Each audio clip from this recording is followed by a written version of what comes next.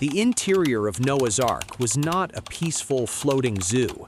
It was not a calm scene of predators and prey coexisting under golden light while rain gently tapped the roof. It was a sealed wooden fortress groaning under the violence of a collapsing world. With predators and prey confined in darkness and the constant violent motion of the sea, controlling panic, airflow, balance, and contamination was not optional. It was the difference between survival and extinction. In this video, we are going to reconstruct the internal mechanics of Noah's Ark to reveal the technical solutions that ensured the continuation of life, solutions so advanced in their logic that even today, without modern technology, it is difficult to explain how they managed it. If the Ark had been built like a normal ship, it would have split in half within the first week. But the biblical text in the book of Genesis does not describe a ship, it describes a box. And that difference saved them. Because in a sea without a destination, you do not want speed, you want stability. Think about it. A conventional vessel has a rudder and sails. Those tools exist so you can decide where you want to go. But during the flood, there was no destination, no harbor, no coastline, no safe land. The only objective of that structure was to float while the world outside was being erased. That is why the Bible describes not a sleek boat, but a massive rectangular chest. Its proportions were approximately 6 times longer than it was wide. If you examine modern cargo ships that cross the oceans today, you will notice something striking. They use nearly the same ratio. That is not coincidence, it is physics. Naval engineers call it passive stability. In a sea where waves could have been taller than buildings, speed would have been useless. What mattered was resistance to capsizing. With a box-shaped hull, the more the structure tilts under a wave, the more gravitational force pulls it back towards center. It is difficult to overturn. But building a wooden box of that magnitude introduced a terrifying risk. Wood flexes. Wood twists. If a massive wave struck the front while another hit the rear, the center would lose support. The structure could snap in half like a dry branch. The 3 internal decks described in Genesis likely served more than organizational purposes. They were structural braces, horizontal reinforcements locking the walls together so they would not bow outward under oceanic pressure. And then there was the coating. The text says it was covered inside and out with pitch, a thick resin-like bitumen. If we could travel back and look at the Ark, we would not see polished wood. We would see a colossal black coffin floating in stormlight, sealed and impermeable.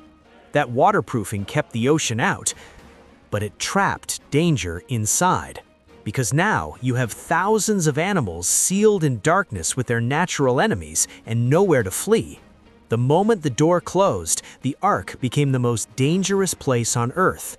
Forget the image of harmony. Place a lion in the same corridor as a zebra in total darkness, and within 24 hours you do not have a sanctuary, you have a slaughterhouse.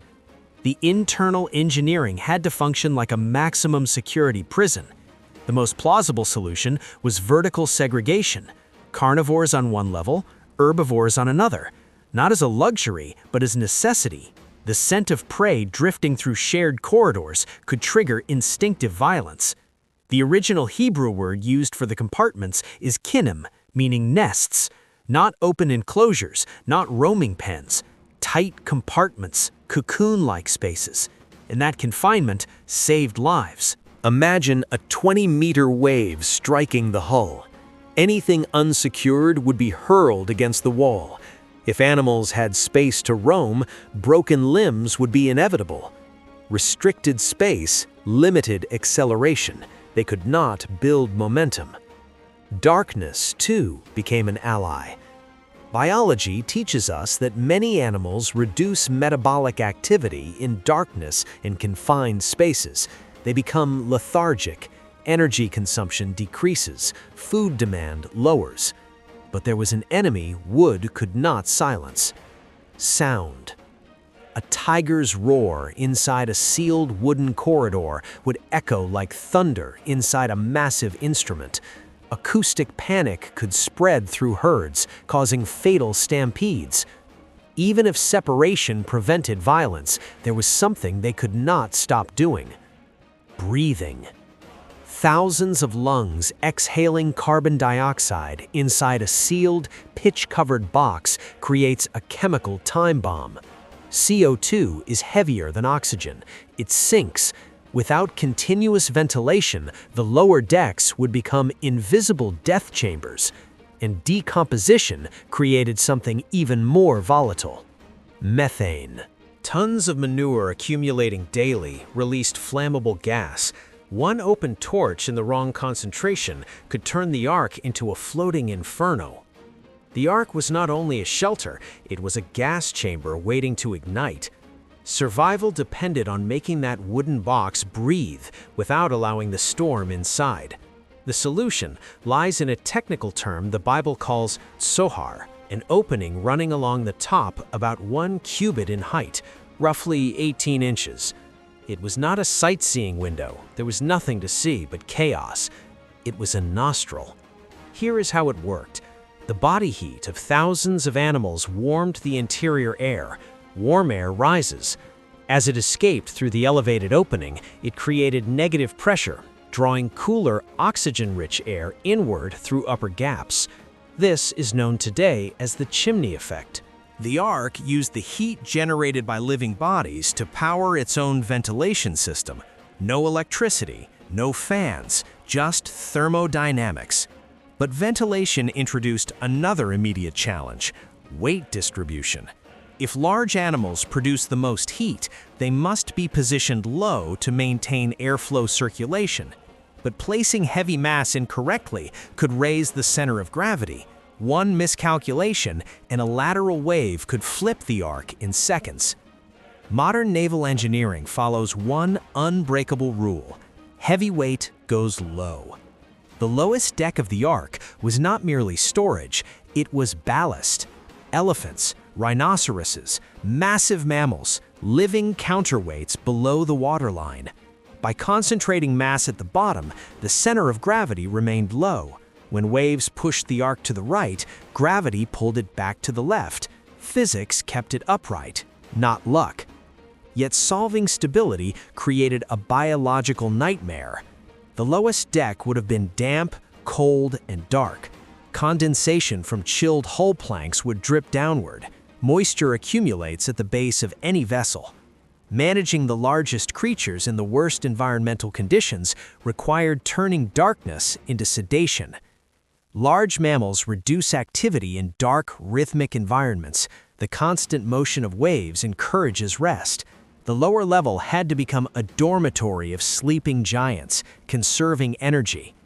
Now stability is secured. The heavy animals are calm, but even resting animals must eat. And here we encounter a logistical problem that collapses many theories. How do 8 humans feed thousands of animals multiple times per day without electricity, elevators, or machinery? Manual hauling would have killed them within weeks. The answer was not brute force, it was architecture. The middle deck likely functioned as a distribution center. Positioned away from bottom moisture and protected from roof heat, it would have been the driest and most stable area for storing grain, hay, and seed.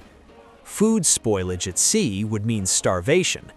Sealed clay vessels or resin-coated silos could protect supplies from humidity, but delivery was the true innovation.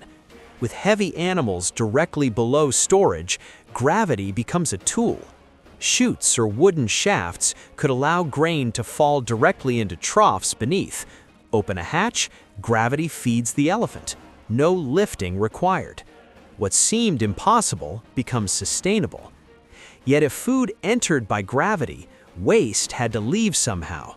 5,000 animals produce tons of waste daily. Manual removal by 8 people is physically impossible. Beyond exhaustion, ammonia accumulation from urine would burn lungs and eyes in days. They needed a self-cleaning system. Ancient agricultural flooring offers a clue: slatted floors. If the animals stood on spaced planks, waste could fall through gaps into lower channels. The violent rocking of the Ark would then push debris toward angled gutters leading outward. The storm itself becomes the sanitation mechanism. The motion that caused seasickness kept the interior survivable. Fresh water posed the next deadly paradox. Outside was an ocean, but undrinkable. The floodwaters were not pristine. They were sediment-choked, likely saline, and filled with decay. The only safe water fell from the sky. The massive roof could function as a rain collection surface. Wooden gutters could divert clean rainwater into upper cisterns before it contacted the outer hull. Store water high, and gravity once again delivers it downward through hollowed conduits. Rain fills tanks, troughs feed troughs, waves remove waste, warm air ventilates upward. The system becomes nearly self-regulating. But machinery is useless if the operators collapse. On the upper deck, 8 human hearts carried the psychological weight of being the last survivors of their kind. That level, shared likely with birds and lighter loads, had the only meaningful daylight exposure through the overhead opening. Notice what is absent: side windows. Had transparent windows existed, the family would have watched cities drown, forests uproot, and bodies float past. The top opening protected not only airflow, but their sanity. For over a year, approximately 370 days, they lived without seeing a horizon. No weekends, no pause. They operated a biosphere in darkness. And then there was the door. Every naval engineer knows that a large opening in a hull is structural vulnerability. The Ark had one enormous entry ramp. Until it closed, the Ark was not refuge. It was a box waiting to flood. The text says, "God shut the door." Sealing an opening of that magnitude against oceanic pressure would require immense force. Once closed and pitch-sealed, the Ark became a hermetic capsule. Safety became confinement. Months passed. Floating is the easy part. Landing is the final test. After more than 300 days adrift, the Ark came to rest upon the mountains of Ararat. A flat bottom, ideal for stability at sea, became essential on land. A V-shaped hull would have tipped upon rocky contact, but a flat base distributes weight evenly, allowing the structure to settle without rolling. The scraping sound of wood against stone must have been both terrifying and relieving. When Noah finally removed the roof covering, sunlight struck eyes accustomed to dim firelight. Fresh air replaced the stench of confinement. But the world outside was silent, mud-covered, reset. The Ark was not magic. It was obedience executed through physics, biology, waste management, thermal dynamics, and disciplined routine. Faith did not replace engineering. It directed it. If you want to explore in detail how the Ark of Noah may have been constructed, beam by beam, joint by joint, watch the next video on your screen. The deeper you look, the more astonishing it becomes.